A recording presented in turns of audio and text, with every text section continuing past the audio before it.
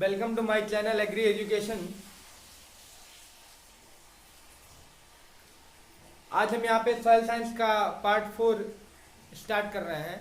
और इससे पहले हम लोगों ने सॉइल साइंस पार्ट 3 तक पढ़ लिया था। और उसमें शायद लास्ट टॉपिक ग्लाइजेशन था या फिर ग्ले ओजोन के बारे में हम लोगों ने सॉइल ओजोन के बारे में देख लिया था। अब आज हम पढ़ेंगे उसके आगे के टॉपिक्स के बारे में। उससे पहले मैं आपको कुछ एक पॉइंट बता देना चाहता हूँ। मेरे एक फ्रेंड्स ने बोला कुछ मोटिवेट वाला भी वीडियो साथ में डाला करें आप, तो आज मैं उसी पर्पज से आगे ये बताऊंगा कि लाइफ में यार एक जो आप गोल अचीव करना चाहते हो ना, कि लाइफ में हमें करना क्या क्या है, किस पर्पज से आप पढ़ाई कर रहे हो, वो मायने रखता है। आपको टीचिंग करना है या फिर सक्सेस के लिए, कंपटीशन के लिए, नॉलेज के लिए, या अदर आगे पीएचडी करना है, कुछ भी करना, साइंटिस्ट के लिए, आप कुछ भी कर रहे हो ना, तो उसका अलग अलग अपना एक फंडा होता है। पढ़ने का एक फंडा होता है। एक पॉइंट था यार, मुझे कुछ नहीं आता था, बिल्कुल भी नॉलेज नहीं थी, लेकिन थोड़ी थोड़ी इंप्रूवमेंट से ऐसा लगता है कि थोड़ा बहुत आने लगा है। ज़्यादा तो नहीं, लेकिन थोड़ा बहुत आने लगा है। तो अपने आप के अंदर क्या इम्प्रूवमेंट आपको कैसे करना है। जैसे बोला जाता है ना कि बूंद बूंद से घड़ा भरता है, तो उसी चीज़ समझ लीजिए कि जैसे कोई पतला आदमी है या पतला कोई भी है, ठीक है, वो एक दिन चाहे कि मैं मोटा हो जाऊं तो वो नहीं हो सकता। बिकॉज क्या कि उसे उसके लिए उसे पर डे कुछ ना कुछ करना पड़ेगा, कुछ खाने पीने में, अपनी हैबिट्स में कुछ चेंजेस लाने पड़ेंगे। तो उसी तरीके से पढ़ाई भी है यार, कुछ ना कुछ आपको चेंजेस करना पड़ेगा अपने लाइफ को लेकर के। अपने लाइफ में अगर सक्सेस होना चाहते हैं या फिर जिस मोटिव से आप पढ़ाई कर रहे हैं, आपका टारगेट क्या है, कंपटीशन है या आगे पीएचडी करना है या आगे आईसीआर जेआरएफ के लिए, किस पर्पज से आप पढ़ाई कर रहे हैं उसका। और ये नहीं है कि सबके लिए कुछ सेलेक्टिव चीज़ें पढ़नी होती हैं। ऐसा नहीं कि पूरा बुक है, पूरा बुक से पढ़ना पड़ता नहीं। कुछ पॉइंट क्या नहीं पढ़ना है ये मायने रखता है। ये मायने नहीं रखता कि क्या पढ़ना है। पढ़ना तो वो तो आप निकाल लेंगे, लेकिन क्या चीज़ें नहीं पढ़नी है वो चीज़ें मायने रखती हैं। तो कभी भी आपको ऐसा नहीं सोचना चाहिए। एक चीज़ और कि जब भी कुछ पढ़ना हो तो यार देखिए, पढ़ाई को यार बांट लेते हैं। जैसे थोड़ा थोड़ा पढ़िए, कुछ थोड़ा थोड़ा यार। एक दिन आप सोचिए कि पूरा बुक पढ़ लें तो वो असंभव वाली चीज़ें हैं। लेकिन हाँ, उस बुक को एक दिन जरूर पूरा पढ़ सकते हैं। कैसे? थोड़ी थोड़ी इंप्रूवमेंट से थोड़ा थोड़ा पढ़िए। जैसे ये पार्ट है, हमको इतनी पढ़ाई करनी है पूरी, तो पहले हम इसको पढ़ें, ठीक है, ये कवर हो जाए फिर इसको कवर करें, ये कवर हो जाए फिर इसको कवर करें, फिर इसको कवर करें। तो उससे क्या एक पॉइंट आएगा कि हमें पूरा तैयार हो जाएगा, और एक बार हम रिवीजन कर लेंगे पूरा तैयार भी हो जाएगा। तो मेरा कहने का मतलब है कि जब भी आप पढ़े थोड़ा थोड़ा अपने अंदर इंप्रूवमेंट लाएं। बाकी कुछ नहीं यार, जिसको कुछ नहीं आता वो भी बहुत आगे जा सकता है, लेकिन वो पहले प्रयास तो करके देखे यार। एक बार उस गेम में पार्टिसिपेट तो करे। हाँ, जो बंदा सिर्फ पार्टिसिपेट ही नहीं करेगा उसके आगे डिसाइड कैसे होगी कि उसे करना क्या है। तो आई थिंक पहले रेस में तो आए, फिर उसके बाद मुकाबला क्या होगा वो तो बात की बात है, लेकिन पहले वो पार्टिसिपेट करें, ठीक है। तो बहुत चीज़ें हैं, लेकिन मैं आपको इतना ही शायद ठीक ठाक है कि फोकस अपना ये रहे कि टारगेट क्या है हमारा, कि टारगेट हमें कहाँ है, कैसे जाना है, क्या क्या बीच में। देखिए, आपको दूसरा कोई नहीं बता सकता कि आप दूसरे के हिसाब से क्या करें, क्योंकि देखिए लाइफ में ना यार कुछ लोग ऐसे भी आते हैं जो आपको डिमोटिवेट भी करते हैं। नहीं यार, तू ऐसा मत कर, तेरा ऐसा ऐसा हो जाएगा, ठीक है। तो उन लोगों डिस्ट्रैक्शन बहुत।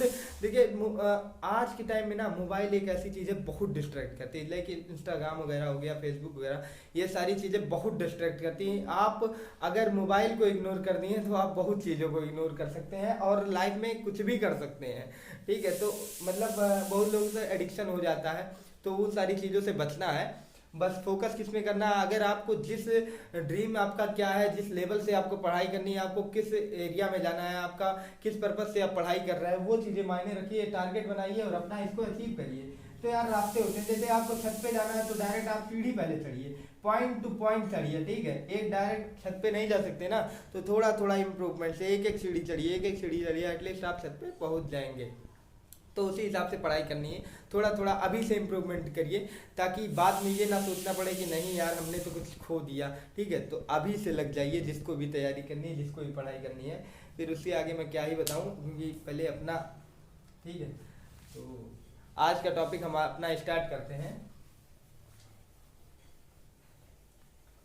बीच बीच बीच में ऐसी चीज़ें मैं बताता रहूँगा आप लोग को, बस आप लोग लगे रहिए, कंटिन्यूटी बनाए रखिए बस, ठीक है।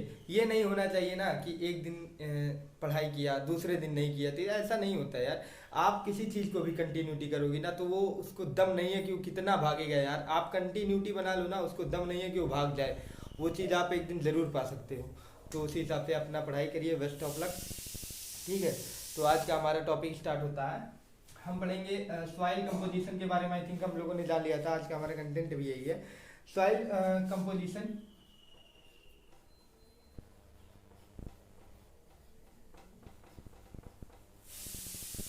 ठीक है, सॉइल कंपोजिशन में हम लोगों ने जान लिया था कि सॉइल में क्या होते हैं, मिनरल्स होते हैं, ठीक है। सॉइल में क्या होते हैं, मिनरल्स होते हैं 45%, ठीक है। सॉइल का जब रॉक का वेदरिंग होता है तो क्या बनता है, पैरेंट मटेरियल बनता है। पैरेंट मटेरियल का वेदरिंग होता है तो क्या बनता है, क्या बनता है, सॉइल बनता है, ठीक है।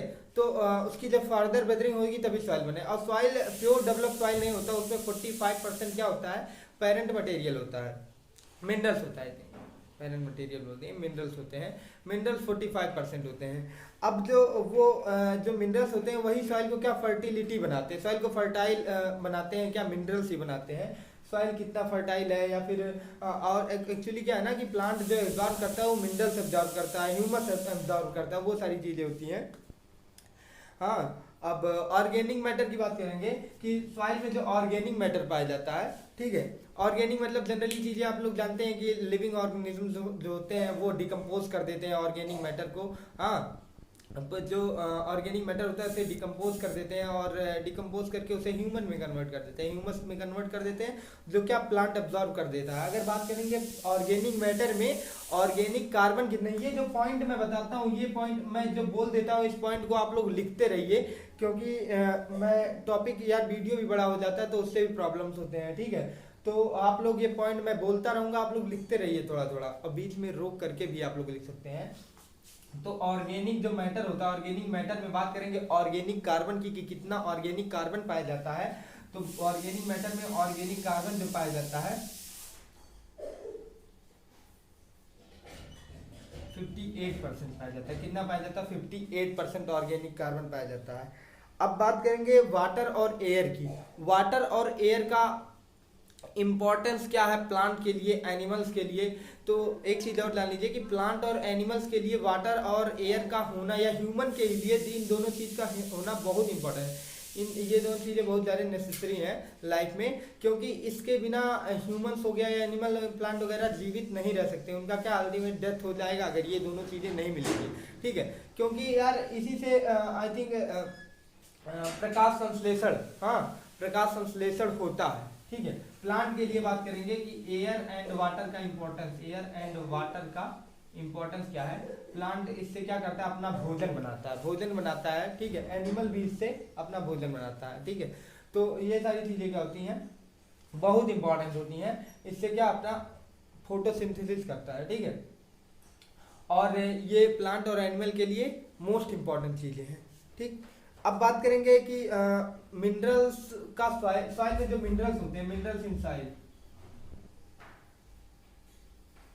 मिनरल्स इन सॉइल, ठीक है। मिनरल्स इन सॉइल की बात करेंगे तो जाहिर सी बात है, आप लोग जानते होंगे मिनरल्स जो होते हैं सॉइल में पाए जाते हैं, 45% मिनरल्स पाए जाते हैं, ऑर्गेनिक मैटर 5% पाए जाते हैं। ये सारी चीज़ें हम आप लोग को पिछले क्लासेस में बता दिए हैं। अगर आप लोगों ने नहीं देखा तो वहाँ से जा करके आप देख सकते हैं, मेरी पूरी वीडियो यूट्यूब पे पड़ी रहेगी, ठीक है। तो मिनरल्स इन सॉइल जान लीजिए, सॉइल में 2 टाइप के मिनरल्स पाए जाते हैं, एक होता है प्राइमरी मिनरल्स, एक होता है सेकेंडरी मिनरल्स, ठीक। तो जो प्राइमरी मिनरल्स होते हैं वो क्या होते हैं, साइज में क्या होते हैं, साइज में बड़े होते हैं और वो ओरिजिनल मिनरल होते हैं, ठीक है। बात करेंगे सेकेंडरी मिनरल क्या होते हैं, तो सेकेंडरी मिनरल जो होती हैं कि जब प्राइमरी मिनरल का जब वेदरिंग कराते हैं, मतलब जो प्राइमरी मिनरल से ही बना हुआ है सेकेंडरी मिनरल, ठीक। अगर ये साइज में बड़े हैं तो प्राइमरी मिनरल जाहिर सी बात है साइज में छोटे होंगे, ठीक। अगर साइज में छोटे होंगे तो उनमें क्या माइक्रोपोर्स होंगे, ठीक। माइक्रोपोर्स होंगे तो वाटर होल्डिंग कैपेसिटी माइक्रोपोर्स ज़्यादा एरिया में होंगे, क्योंकि अगर मिनरल छोटे हैं ना तो उसमें माइक्रोपोर होगा, माइक्रोपोर होगा। लाइक इसमें आ जाएंगे आपके क्ले आ जाएंगे और फाइन सिल्ट वगैरह, फाइन सिल्ट आ जाएंगे, क्ले आ जाएंगे, सॉइल, इस टाइप के सॉइल आ जाएंगे, ठीक है। तो मिनरल जो होते हैं जान लेते हैं। एक होता है प्राइमरी मिनरल, प्राइमरी होता है, दूसरा होता है सेकेंडरी, सेकेंडरी होता है। प्राइमरी क्या होता है, साइज में क्या होते हैं, बड़े होते हैं, साइज में बड़े होते हैं, ठीक है, ओरिजिनल होते हैं। इसमें क्या आ जाता है, इसमें आ जाता है आपका सिल्ट आ जाता है एंड सैंड आ जाता है।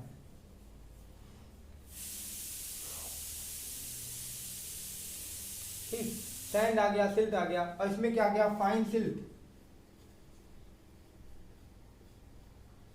और क्ले। सेकेंडरी मिनरल की बात करेंगे तो फाइन सिल्ट आ गया, क्ले आ गया। यानी इसके पार्टिकल क्या छोटे हैं, इसके पार्टिकल क्या है। एक चीज और डाल लीजिए कि पार्टिकल जब बड़े होंगे, ठीक, तो उनका जो एरिया होगा वो वाटर होल्डिंग कैपेसिटी क्या होगी, बट उसमें मैक्रोपोर होंगे। साइज बड़े तो मैक्रोपोर, और मैक्रोपोर में क्या होता है कि वाटर का क्या पर्कुलेशन हो जाता है, ठीक है। मैक्रोपोर से हमने सैंड में पढ़ा था, तो सैंड इसमें आता है, ठीक है। तो मैक्रोपोर से क्या होगा, उसका पर्कुलेशन हो जाता है, ठीक। और यहाँ क्या होती है, यहाँ वाटर होल्डिंग नहीं हो पाता है, बिकॉज क्या उसके माइक्रोपोर से उसमें वाटर नीचे चला जाएगा, ठीक। और इसमें क्या है कि इसमें एरिया, सरफेस एरिया क्या हो जाएगा, अगर यहाँ साइज छोटी है तो सरफेस एरिया बड़ा हो जाएगा। सॉइल के पार्टिकल्स का क्या हो जाएगा, माइक्रोपोर होंगे, और माइक्रोपोर होंगे, सरफेस एरिया बड़ा हो जाएगा, और सरफेस एरिया जब बड़ा हो जाएगा तो वाटर होल्डिंग कैपेसिटी क्या हो जाएगी, अच्छी हो जाएगी, वाटर होल्डिंग कैपेसिटी उसमें हो जाएगी। तो यहाँ वाटर होल्डिंग कैपेसिटी होगी, यहाँ नहीं होगा, बिकॉज यहाँ पे क्या होगा, यहाँ पे माइक्रोपोर है, माइक्रोपोर नहीं मैक्रोपोर यहाँ है, और माइक्रोपोर यहाँ है। क्यों, क्योंकि इनकी साइज छोटी है, इनकी साइज बड़ी है। और प्राइमरी मिनरल से ही क्या, इसकी जब वेदरिंग होगी, ठीक, वेदरिंग जब होती है इसकी, तो क्या सेकेंडरी मिनरल्स बनते हैं। क्या बनते हैं, सेकेंडरी मिनरल। तो इतनी चीजें, और यहाँ सरफेस एरिया कम तो वाटर होल्डिंग कैपेसिटी कम, सरफेस एरिया ज्यादा वाटर होल्डिंग कैपेसिटी कम, ठीक है। ये सारी चीजें होती हैं। अब बात करेंगे कि हम सॉइल प्रोफाइल के बारे में।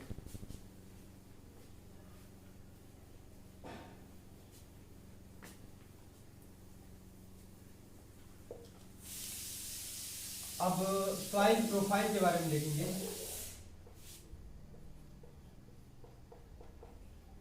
सॉइल प्रोफाइल, ठीक, सॉइल प्रोफाइल क्या होता है, ठीक। सॉइल का प्रोफाइल यानी एक बात करते हैं, किसी चीज का एक प्रोफाइल बना देना, ठीक। तो जैसे हम लोग सॉइल ने ऐसे बना दिया कि सॉइल का एक प्रोफाइल है, ऊपर क्या हुआ कि मतलब वेजिटेशन ऐसे कुछ ग्रो वगैरह हुआ, प्लांट वगैरह, ठीक। अब इसके जो सॉइल प्रोफाइल में क्या, इसके होरिजोन आएंगे, ठीक है।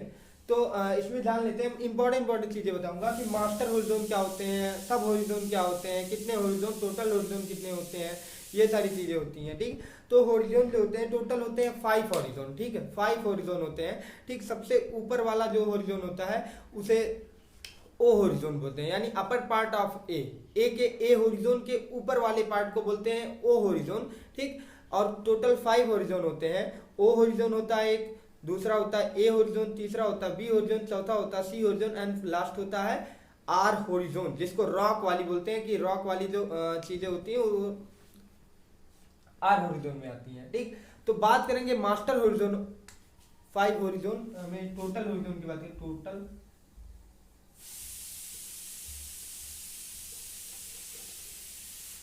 टोटल होरिजोन में कितना आता है, O, A, B and C and R, ठीक। अब मास्टर होरिजोन की बात करें, मास्टर होरिजोन में क्या आता है, ए, बी एंड सी, ठीक। बी होरिजोन क्या, ब्लॉकी भी होता है, ब्लॉकी होता है मतलब, ठीक है।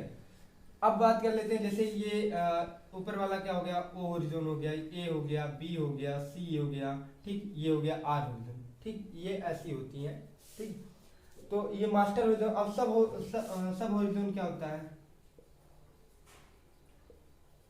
सब होरिजोन में आपका आ जाता है मास्टर होरिजोन, तो एबीसी हो गया, बचा जो यानी ओ होरिजोन, और आर होरिजोन क्या आ जाता है आपका सब होरिजोन। ओ होरिजोन में क्या होता है, ओ होरिजोन में क्या होता है कि पार्शियल जो डिकम्पोज ऑर्गेनिक मैटर होते हैं, जो पूरे कंपोज नहीं, पार्शियली यानी थोड़ा डिकम्पोज जो हुए रहते हैं, वो ऑर्गेनिक मैटर जो होते हैं ओ होरिजोन में आता है। और जनरली मतलब जनरली इसे देखा जाता है फॉरेस्ट एरिया में, ठीक है। इसे कल्टीवेशन सॉइल में नहीं देखा जा सकता, ठीक।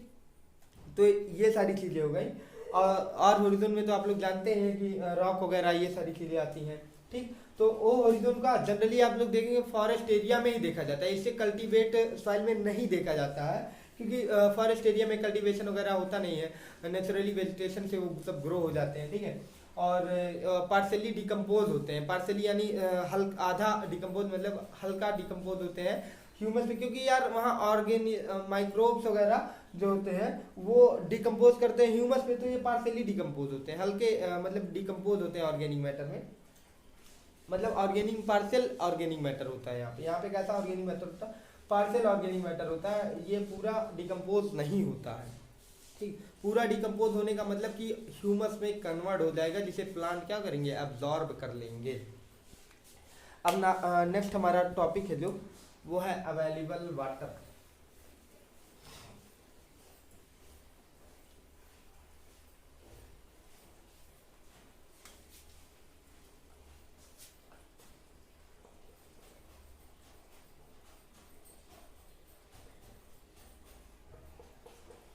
बात करेंगे अवेलेबल वाटर की बात करेंगे तो हम लोगों ने पढ़ लिया था ग्रेविटेशनल वाटर। हम लोगों ने 3 टाइप के वाटर के बारे में पढ़ा था। पहला होता है ग्रेविटेशनल वाटर, दूसरा होता है कैपिलरी वाटर, तीसरा होता है हाइग्रोस्कोपिक वाटर। तो जो अवेलेबल वाटर है हमारा कौन सा वाटर होता है, जो प्लांट एब्जॉर्ब करता है, यानी कैपिलरी वाटर के बारे में हम लोग ने जान लिया था कि कैपिलरी वाटर क्या होता है, अवेलेबल वाटर होते हैं, ठीक है। बाकी हाइग्रोस्कोपिक और ग्रेविटेशनल वाटर क्या होते हैं, अनअवेलेबल वाटर होते हैं, ठीक है। तो अवेलेबल वाटर की बात करेंगे कि अवेलेबल वाटर होते क्या हैं, तो इसमें हम लोगों ने 2 चीज़ें पढ़, मतलब कैपिलरी वाटर आप लोग जानते हैं, और अनअवेलेबल वाटर के बारे में आप लोग ये भी जानते हो, हाइग्रोस्कोपिक और ग्रेविटेशनल वाटर से होते हैं, ठीक। अब नेक्स्ट हमारा जो टॉपिक है, और मतलब फील्ड कैपेसिटी के बारे में भी बताए थे हम लोग कि फील्ड कैपेसिटी क्या होता है, कि आफ्टर 48 आवर बाद जो वाटर जो सॉइल में बचा रहता है, हाँ, सॉइल में जो वाटर मतलब बचा रहता है उसी को बोल देते हैं फील्ड कैपेसिटी। उस फील्ड की कैपेसिटी वाटर को एब्जॉर्ब करके मतलब रखने में कितनी है, तो उसी को बोल देते हैं फील्ड कैपेसिटी। और फील्ड कैपेसिटी की बात करेंगे तो जनरली ये भी जानेंगे अवेलेबल वाटर जो होता है, हाँ, प्लस अनअवेलेबल वाटर, यानी जो फील्ड कैपेसिटी होती है यहाँ पे तो अवेलेबल वाटर भी रहेगा और प्लस अनअवेलेबल वाटर भी, दोनों फील्ड कैपेसिटी मतलब जितना वाटर बचा हुआ है, ठीक, वहां से डिसाइड होगा कि अवेलेबल कौन सा है, अनअवेलेबल कौन सा प्लांट को मिल रहा है, कौन सा नहीं मिल रहा प्लांट को, कौन सा नीचे चला जा रहा है, ठीक। तो ये होता है। अब बात करेंगे कि ये हो गया कि इन दोनों के ये लाइक से ये फार्मूला हो गया। अब एक इसी के साथ एक फार्मूला होता है कि परमानेंट बिल्टिंग पॉइंट इक्वल टू क्या हो जाता है, field capacity minus available water, ठीक। ये एक फार्मूला है, ये भी बहुत इंपॉर्टेंट है। परमानेंट बिल्टिंग पॉइंट या इसको बोल सकते हैं अल्टीमेट बिल्टिंग पॉइंट, ठीक है। और अल्टीमेट बिल्टिंग पॉइंट और परमानेंट बिल्टिंग पॉइंट इक्वल टू क्या होता है, field capacity minus available water, ठीक। ये पॉइंट हो गई। अब हम यहाँ जानेंगे कि बात करेंगे कि अवेलेबल, अब बात करेंगे कैपिलरी वाटर क्या होते हैं। कैपिलरी वाटर छोटा छोटा पॉइंट है, थोड़ा थोड़ा समझाते चलेंगे, जल्दी आप लोग को समझ में आ जाएगा। कैपिलरी वाटर क्या होते हैं, देखिए जो सॉइल पार्टिकल होते हैं, सॉइल पार्टिकल लाइक हमने बता दिया कि सॉइल पार्टिकल ये सारी चीजें हैं, ठीक, ये हो गए, ठीक है, तीनों सॉइल पार्टिकल है, ठीक। जो सॉइल पार्टिकल के बीच में जो माइक्रोपोर्स होते हैं, ठीक है, जो माइक्रोपोर्स होते हैं उन्हें कैपिलरी पोर बोला जाता है। जैसे बीच में जो खाली जगह है उसे कैपिलरी पोर बोला जाता है। क्या बोला जाता है, कैपिलरी पोर। और यहाँ जो वाटर जो मतलब एक तरीके से वाटर जो वहाँ इकट्ठा रहते हैं, ठीक है, एक्युमुलेट होकर के जो वाटर यहाँ बचते हैं, इसी वाटर को क्या बोल देते हैं, कैपिलरी वाटर बोल देते हैं। अब बात करेंगे हाइग्रोस्कोपिक वाटर क्या होता है, इसी के साथ ये भी देख लीजिए, हाइग्रोस्कोपिक वाटर। हाइग्रोस्कोपिक वाटर क्या होते हैं, जो हाइग्रोस्कोपिक वाटर होता है ना, वो क्या होता है, सॉइल पार्टिकल जो होता है ना, सॉइल पार्टिकल जैसे हमने बना दिया सॉइल पार्टिकल, ये हमने ऐसा ऐसा बना दिया कुछ ऐसा, ठीक है। तो ये जो सॉइल के ऊपर, यानी जो सॉइल के ऊपर जो मतलब जो वाटर क्या चिपके रहते हैं, टाइटली क्या होते हैं, अटैच्ड होते हैं सॉइल पार्टिकल के ऊपर, उन्हें बोल देते हैं हाइग्रोस्कोपिक वाटर। वो सॉइल के साथ क्या होते हैं, कंपैक्शन उनका ज्यादा होता है, वो सॉइल के साथ चिपके होते हैं, उन्हें बोल देते हैं हाइग्रोस्कोपिक वाटर। अब हम नेक्स्ट टॉपिक देखेंगे कि वो अब क्या बढ़ाएंगे, हाइग्रोस्कोपिक। हाँ, अब एक पॉइंट हम बात करेंगे कि थोड़ा प्रोसेस है, एक टर्म है, और उस टर्म को भी देख लेते हैं क्या क्या चीजें हैं।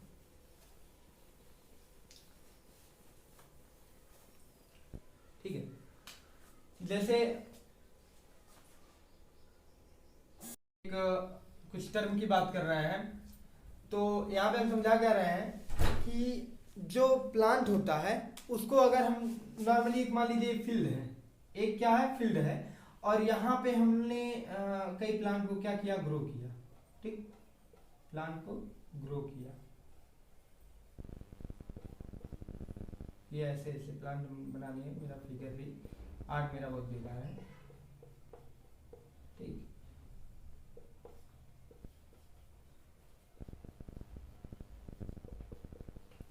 क्या होता है ना कि जब रेनफॉल होती है, क्या होता है, रेनफॉल होता है, कुछ एक टर्म के बारे में यहाँ बात करेंगे।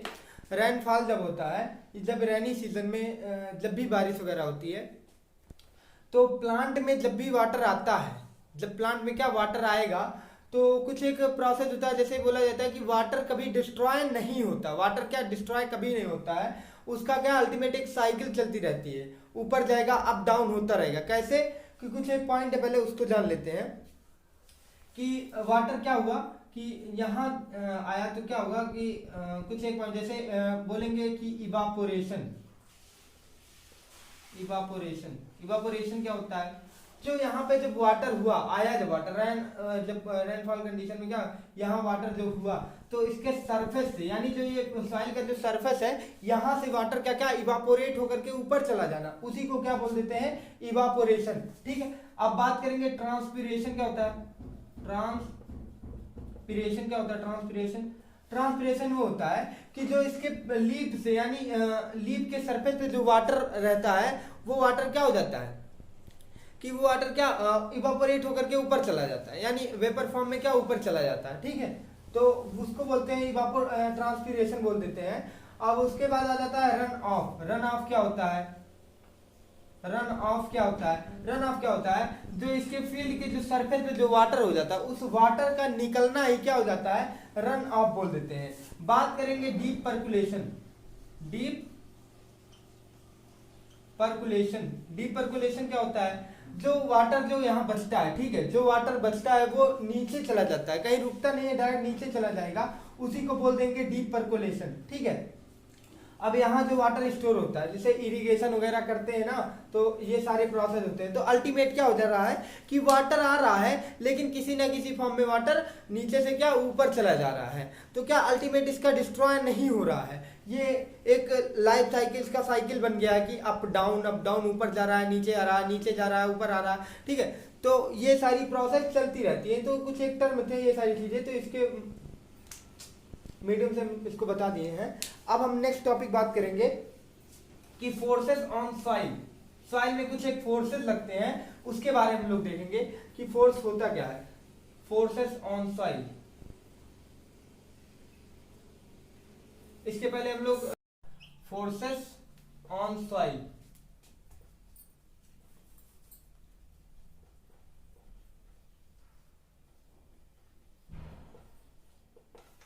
अब देखेंगे कि फोर्सेस ऑन सॉइल, सॉइल में कौन कौन सी फोर्सेस लगती हैं। तो जनरली जान लीजिए 3 टाइप के सॉइल में फोर्सेस लगते हैं। पहला होता है अधेशन, दूसरा होता है कोहेजन, तीसरा होता है कैपिलरिटी। अब अधेशन क्या होता है वो जान लेते हैं।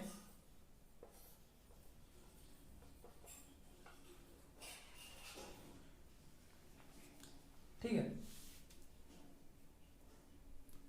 अधेशन क्या होता है कि जो सॉइल के जो पार्टिकल होते हैं, जो सॉइल वाटर होता है और सॉइल पार्टिकल में अट्रैक्शन आना, अटैचमेंट हो जाना, क्या हो जाता है, वो उस फोर्सेस को क्या बोलते हैं, अधेशन बोलते हैं, ठीक है। कि मतलब उनके बीच में अट्रैक्शन, यही जो फोर्स लगता है अट्रैक्शन पास आने का, उसी को बोल देते हैं किसके बीच में, सॉइल के पार्टिकल के बीच में और सॉइल वाटर के बीच में। अब बात करेंगे कोहेजन।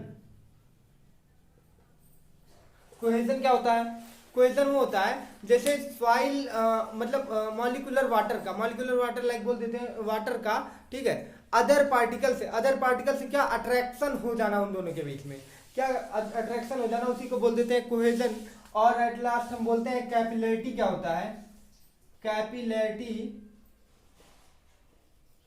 ये क्या हो जाता है, जैसे हम लोग जानते हैं कि सॉइल का जो पार्टिकल है, यानी सॉइल पार्टिकल होते हैं, उसमें क्या हो जाता है, कुछ माइक्रोपोर होते हैं। माइक्रोपोर को क्या बोल देते हैं, कैपिलरी पोर बोल देते हैं। और जो कैपिलरी पोर बोल देते हैं उसके अंदर वाटर होते हैं थोड़े बहुत, तो वाटर क्या मूवमेंट करते हैं, ठीक है।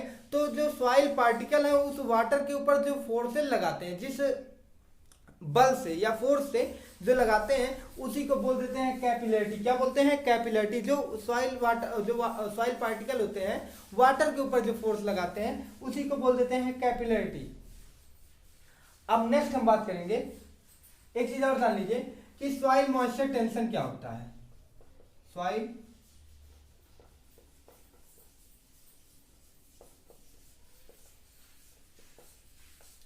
सॉइल मॉइस्चर टेंशन क्या होता है? कहीं ना कहीं टेंशन है तो जाहिर सी बात है प्रेशर के बारे में बात हो रहा है, फोर्स के बारे में बात हो रहा है, कितना तनाव ले रहा है, ठीक है।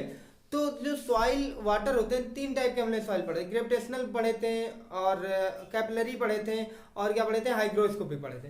तो यानी जब वाटर, देखिए जब वाटर कम होगा, जब सॉइल से वाटर कम होगा तो सॉइल मॉइस्चर टेंशन क्या बढ़ेगा, यानी फोर्सेस क्या होंगे, बढ़ेंगे सॉइल में, ठीक है। तो वही बात है कि जब हाइग्रोस्कोपिक वाटर यानी अनअवेलेबल वाटर, यानी हाइग्रोस्कोपिक वाटर में क्या होते हैं, सॉइल मॉइस्चर यानी प्रेशर कितना डाल रहा है वाटर के ऊपर, ठीक है। तो वो क्या होता है, सॉइल मॉइस्चर टेंशन में क्या होता है, मैक्सिमम होता है। क्या होता है, मैक्सिमम होता है। और सबसे कम किस में होता है, ग्रेविटेशनल वाटर में होता है। और उस दूसरे नंबर पे क्या आता है, कैपिलरी वाटर होता है, ठीक। तो मैं लिख दे रहा है कि हाइग्रोस्कोपिक में सबसे ज्यादा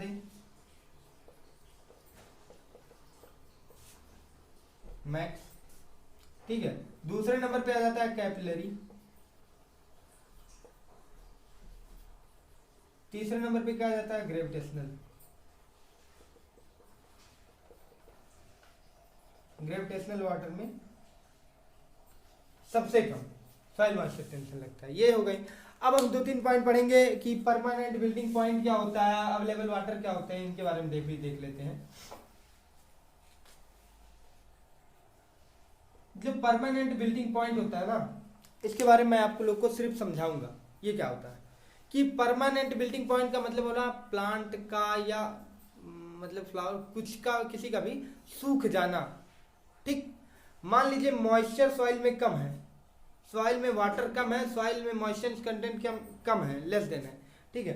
तो ऐसी एक स्टेज आती है जब क्या होता है, प्लांट सूख जाता है, यानी उसको वाटर नहीं मिल पाता है, ठीक। और इस स्टेज में प्लांट के आने के बाद अगर आप वाटर अप्लाई भी करेंगे तब भी प्लांट ग्रो नहीं कर पाएगा। प्लांट क्या करेगा, ग्रो नहीं कर पाएगा। अगर प्लांट इस स्टेज में है, यानी परमानेंट बिल्डिंग पॉइंट वाले स्टेज में है, यानी प्लांट सूख जाएगा, वो ग्रो नहीं कर पाएगा। आप वाटर भी डाल देंगे तब भी वो ग्रो नहीं कर पाएगा। तो डिपेंड, बहुत सारी चीजें डिपेंड करता है कि मॉइस्चर कितना है, यानी ये भी डिपेंड करेगा कि फील्ड कैपेसिटी कितनी है। मान लीजिए कि कम वाटर एब्जॉर्ब करने की कैपेसिटी है, तो अगर कम वाटर एब्जॉर्ब करने की कैपेसिटी है तो प्लांट भी कम वाटर लेगा, ठीक। तो प्लांट धीमे धीमे सीखेगा। अगर प्लांट वाटर एब्जॉर्ब करने की कैपेसिटी ज्यादा है, यानी प्लांट ज्यादा वाटर ले सकता है, तो जल्दी प्लांट ड्राई हो जाएगा, क्योंकि जल्दी प्लांट वाटर को ले लेगा, और जल्दी ले लेगा तो वाटर की वहां से कमी हो जाएगी, और वहां वाटर की कमी हो जाएगी तो प्लांट ड्राई हो जाएगा। तो ये सारी चीजें भी डिपेंड करती है इस स्टेज में, इस स्टेज में अल्टीमेट सूख जाता है प्लांट। और जब ज्यादा वाटर देगा तो वाटर ले भी लेगा, अप्लाई भी कर देंगे, तब भी ये प्लांट ग्रो नहीं कर पाएगा, क्योंकि इस स्टेज में चला गया है, इसको सूखना है। लेकिन एक ऐसी स्टेज होती है टेम्परेरी बिल्डिंग पॉइंट कि जिसमें वाटर डालने पर वो प्लांट ग्रो कर सकता है। अप्लाई करेंगे वाटर तो प्लांट ग्रो कर देगा। अब बात करेंगे अवेलेबल वाटर क्या होता है। अवेलेबल वाटर के बारे में बात करेंगे तो जनरली ये जान लीजिए, permanent wilting point equal to क्या होता है, permanent wilting point equal to क्या होता है, field capacity minus available water, ठीक, ये फार्मूला है, बहुत इंपॉर्टेंट फार्मूला, इस पे क्वेश्चन वगैरह आते हैं, तो ये भी ध्यान रखिएगा। तो अवेलेबल वाटर क्या होता है? अवेलेबल वाटर का मतलब है कि अवेलेबल वाटर जैसे बोल सकते हैं हम लोग कि कितना वाटर ले सकता है। अवेलेबल इजिली प्लांट इसे ले सकता है, अवेलेबल वाटर क्या इजिली प्लांट ले सकता है। लेकिन परमानेंट विल्टिंग पॉइंट वाले स्टेज पे क्या होता है, प्लांट इसे इजिली अगर ये भी डालेंगे तब भी प्लांट मतलब इसे एब्जॉर्ब तो कर लेगा, लेकिन वो अल्टीमेट सूखेगा ही। ठीक है, तो ये सोच समझ के अवेलेबल वाटर कितना, ये सोच समझ के डालना चाहिए कि कितना प्लांट की फील्ड की कैपेसिटी कितना है, कितना वाटर एब्जॉर्ब कर सकता है। ना तो ज़्यादा डालना चाहिए ना तो कम डालना चाहिए, क्योंकि कम डालेंगे तब भी सूखने का डर रहेगा, और ज़्यादा डाल देंगे तब भी दिक्कत हो जाएगा। ठीक है, ज़्यादा डालने से क्या होगा कि कुछ एक कंडीशन जैसे वाटर लॉगिंग कंडीशन हो सकता है, पर्कुलेशन रेट भी बढ़ सकता है। ठीक है, तो वो सारी चीज़ें सोच समझ के अवेलेबल वाटर डालना चाहिए कि कितना उसकी फील्ड कैपेसिटी है, कितना वाटर एब्जॉर्ब कर सकता है, ये सारी चीज़ें सोच समझ के डालना चाहिए। तो आज का टॉपिक यही हम लास्ट कंप्लीट करते हैं। नेक्स्ट हम आगे जिस टॉपिक की सॉइल में बात करेंगे वो सॉइल प्रॉपर्टीज़ के बारे में। बहुत इंटरेस्टिंग टॉपिक है सॉइल प्रॉपर्टीज, बहुत मज़ा आने वाला है, बस आप लोग देखते रहिएगा। ठीक है, तो ऐसे ही हमारे साथ जुड़े रहिए और देखते रहिए एग्री एजुकेशन। ठीक है, आज के लिए अलविदा, और नेक्स्ट टॉपिक के लिए कल मिलते हैं फिर। ओके, बाय, जय जवान जय किसान।